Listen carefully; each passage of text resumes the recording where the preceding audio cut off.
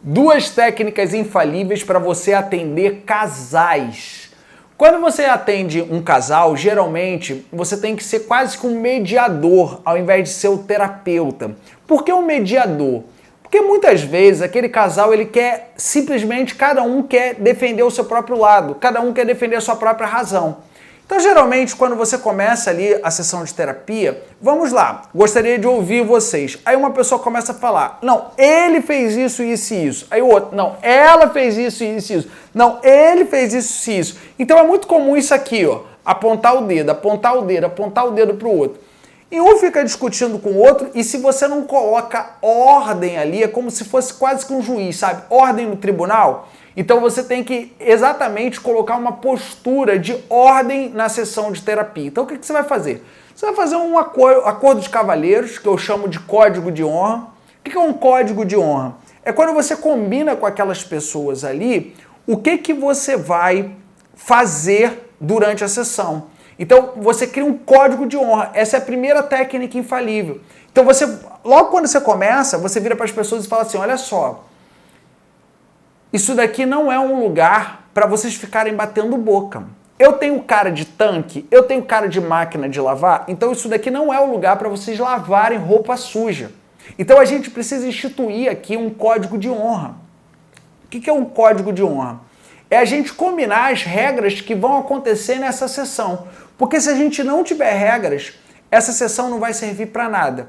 E aí você, dentro desse código de honra, você começa a estabelecer regras. Por exemplo, olha, quando eu falar para, imediatamente todo mundo que estiver falando vai parar e vai me ouvir.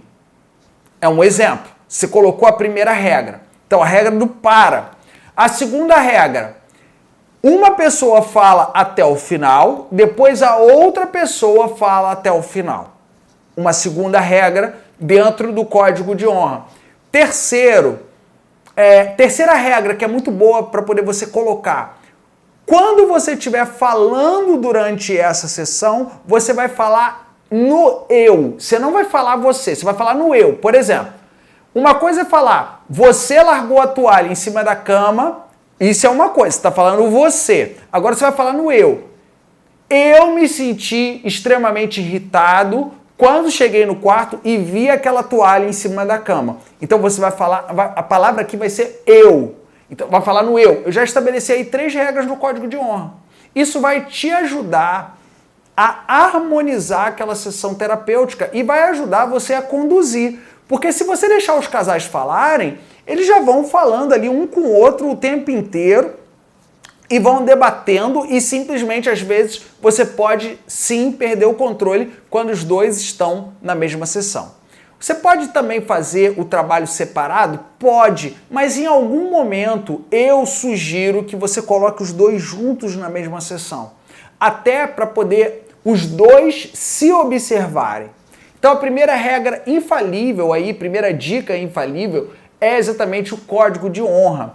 Segunda dica infalível, quando um casamento está muito desgastado, e você vai fazer uma constelação familiar, ou você vai fazer um trabalho terapêutico, às vezes aquela pessoa que está ali, ela está só falando dos defeitos do outro. Às vezes quando acontecer algum tipo de traição, ou alguma questão ali que envolva algo muito diferente de como o relacionamento era no início, aquilo às vezes termina sendo o real foco daquele relacionamento. Então a pessoa começa simplesmente a focar só naquilo. Então vai aí a segunda dica infalível. Fazer com que aquele casal reconheça um no outro as suas qualidades e as suas virtudes. Então você pode pedir para aquela pessoa olhar para a outra e reconhecer na outra as qualidades da outra. E aí quando ela termina de falar as qualidades da outra, a outra vai e fala quais são as qualidades da outra. Então um reconhece para o outro as qualidades, o que o outro tem de melhor. Não necessariamente naquele momento aquela pessoa pode enxergar as qualidades naquela outra pessoa, mas só o fato dela falar, ela vai lembrar de bons momentos. E recordar esses momentos é uma alteração de estado. Então todo aquele foco que estava no defeito ou que estava no problema, ele muda com a mudança de estado.